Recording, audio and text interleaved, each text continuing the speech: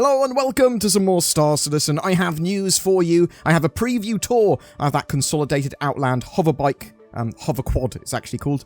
We've also got 3.16.1 PTU patches, so I want to talk about what's new with those, and a Corsair sneak peek, along with a couple of other little bits. Let's start with a little bit of a tour and a look at that consolidated Outland hover quad. That's what its current name is. I'm not sure if it's going to evolve into something else, but it's looking to be in the 3.16.1 patch because I have access to it in 3.16.1 on the PTU. It's a single-seater hoverbike, and it doesn't have any weapons as far as I can see, so bear that in mind. I had a quick look to see if I could put any weapons on it, see if it has any weapons to start with. It doesn't appear to. It does have a 600 meters per second max speed in space. It is usable on the ground and in space. It's all hooked up with a new physics system with the sort of hoverbike stuff, so it performs okay. It's a little bit heavy on its turns. I found it hard to control it compared to something like even the Dragonfly, to be honest. But there is access to its components on the outside, which sort of pop up and pop out like a tape when you press the buttons on the exterior, so you can sort of pop the front and rear things off. There's also storage on the side, which you can access from both sides, so you can put a reasonable amount of storage in there. It looks to generally just be an alternative to a single-seater transport that can be used in space and on the ground, and will make missions if you need to move between an area quickly on the ground and then put a little bit of few items in, pretty useful. So if you're looting stuff, it's going to be pretty useful for that, taking a load of gear or equipment and moving it from a bunker or underground structure or just a wreck to your ship. Actually, these things become very viable and very useful and quite good to use. Now, that said, I'm not a fan of the shapeology and the way it looks. The Nomad and this hoverquad, not a fan of its shapeology, not a fan of how chunky and sort of trying to look like the consolidated Outland logo in some places. Almost, that's what it feels like to me. We don't have a price yet. I think some people are going to really like this. It looks like a hover skidoo. I am expecting it to be pretty cheap, so people were going to want to buy these potentially for lifetime insurance tokens to then convert into another ship. So bear that in mind. It's fast. It's kind of quite cool if you're into that sort of thing. It is just another hoverbike. We already have them in game. Some people are going to like them. It's extra choice. So let's talk about the 3.16.1 patches. There's E and F since I've last talked about them. The E patch had a derelict lighting and collision polish pass, and then fixed a couple of bugs, removed unintentional equip prompt from some subscriber flat items, so that's fixed. They fixed an issue causing backpacks to not allow the storing of new items in some cases. The E-patch also had some updated xenothreat testing taking place, trying to fix some of those issues in the previous builds.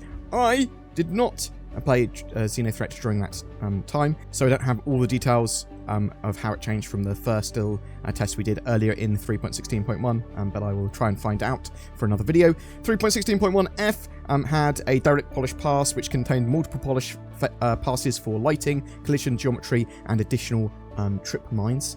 They sort of added more of those in. Now, they are trying to improve and flesh out more and more of these points of interest and derelicts for 3.16.1, so bear that in mind. There should be some pretty cool loot to find, and it will sort of like regenerate and respawn and that sort of stuff, and there can be lots of people at these derelict missions doing lots of different types of missions, so bear that in mind.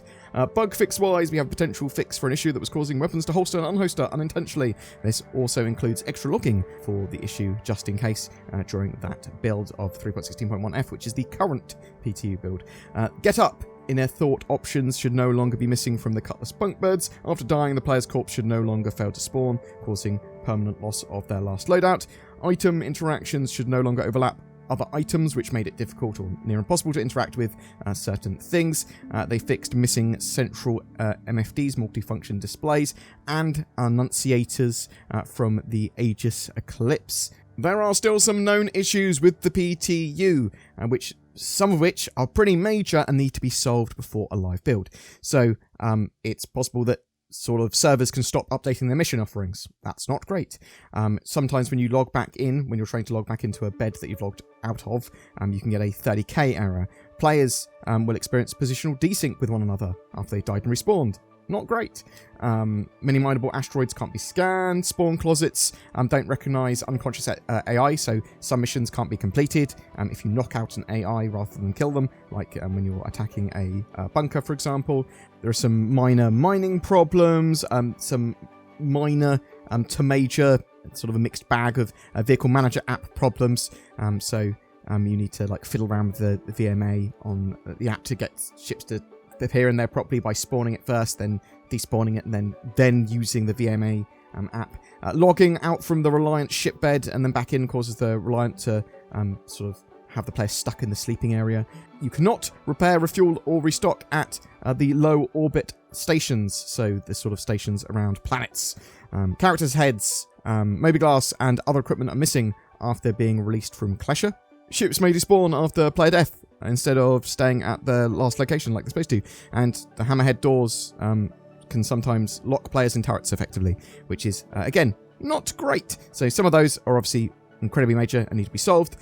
Others are more minor, or they probably could go live with it without solving them, but let's see where they get to. I suspect they're going to plan to release 3.16.1 by the end of next week. So probably on the 27th, 28th of January would be my guess on that. Cloud Imperium have also confirmed that issues with revealing players' positions by calling them are being looked at, and problems with players using sort of like exploits to phase through doors and walls, using emotes such as dance and sleep and all that sort of stuff. They're getting fixes to get those solved now. So bear that in mind. They are trying to solve some of these issues that have been long-standing problems.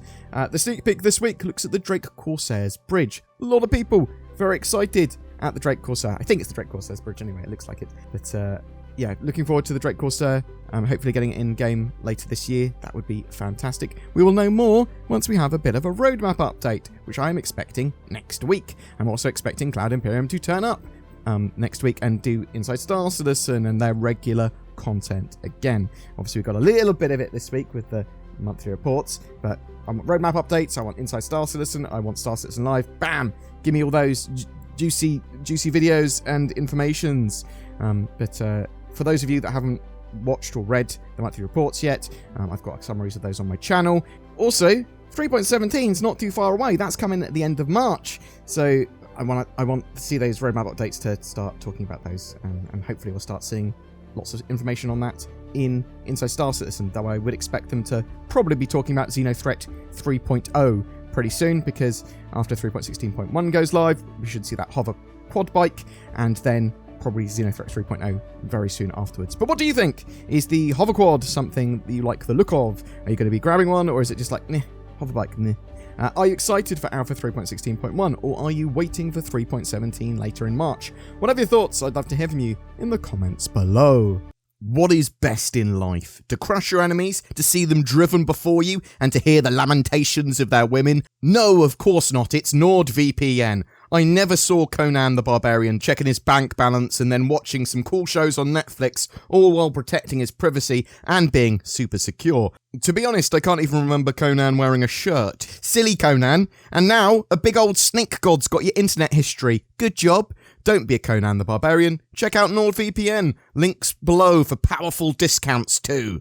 Every month we have a ship giveaway for January 2022. It's for a Drake Cutlass Steel, a light assault dropship variant of the Cutlass, perfect for attacking Jumptown and similar narcotic processing areas. All you need to do to be in for a chance of winning that Star Citizen ship is comment on any of my videos made during the month. More details down below.